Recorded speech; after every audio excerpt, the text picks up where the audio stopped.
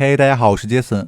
听说最近有很多设备都适配了120帧的超高帧率，刚好我这儿有一款2代的 iPad Pro， 所以我就试了一下。本来我是想做一下体验，聊一下高帧率的，但是我在录素材的时候发现了一个问题，就是在120帧率下，机器是不正常的。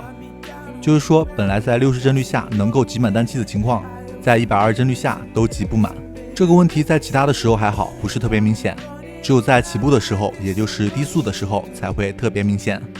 我最初是以为120帧率下采样率也会更高，所以造成脱标机器不容易操作。然后呢，我就去做了一下测试，发现完全不是这样的。我们先来看一下对比吧。因为我平时跑图的姿势比较奇怪，录手的时候的姿势我很不习惯，并且还隔着一个摄像头，看不太清屏幕，所以我就专门找了一张不用那么多操作的简单图。然后我跑的时候就发现，在起步这里我莫名其妙多卡了一丝单气，因为是随便跑的，没那么认真，大脑不思考，然后见什么情况做什么反应的那种。当时卡完气我就懵了，我就在想，我是不是有什么毛病啊？我为什么要卡气啊？然后还在想，我卡的气都去哪儿了？满脑子都是问号。跑完这一局，最后一看录像，我才发现起步完我的单气竟然是不满的。不过也好，说明了我的脑子没有什么问题。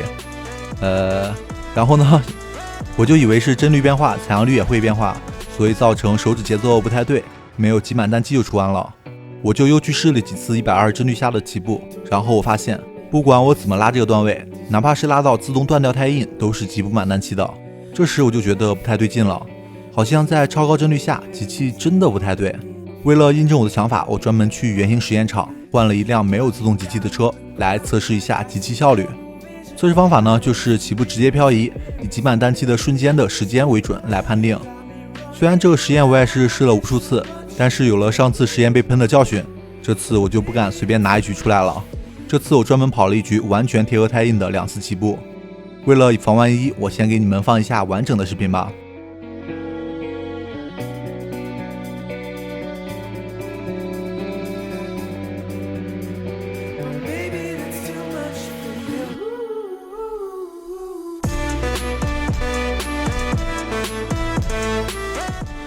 然后我们看对比时间，我们截取挤满单气后的最后一帧。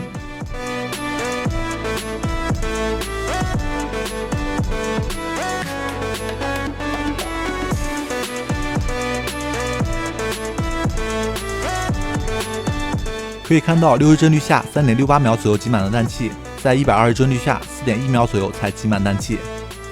这时候可以说120帧率下机器是真的有问题了。因为我这边适配120帧率的设备只有这一台，所以我不太确定是不是所有120帧率都有问题，还是说只有这一批的适配出了问题。不管是怎么样的吧，还是希望天美能给解决一下吧。最后呢，回归这期视频本来想说的东西，就是120帧率的体验。虽然这个视频是60帧的，但是应该也能看出来120帧有点不一样。因为这是视频的60帧是很稳定的60帧，而游戏的帧率都是不太稳定的，所以60帧录出来也是能展示一点效果的。不录120帧的视频呢，是因为我没有120帧的摄像头，就算录了120帧的视频我也没有剪过，还不知道会出现什么问题呢。就算剪出来了，上传也是个问题，上传上去了你们的设备也不一定都能支持，所以我也就放弃这个大胆的想法了。然后呢，就说一下我的感觉吧。超高帧率我也算是玩了2天了，我的感觉除了眼睛负担更大了以外，其实也没有什么太大的变化。有的时候确实操作感觉会更灵敏一点，但是真的不是很明显，并没有感觉到有什么太大的硬件优势。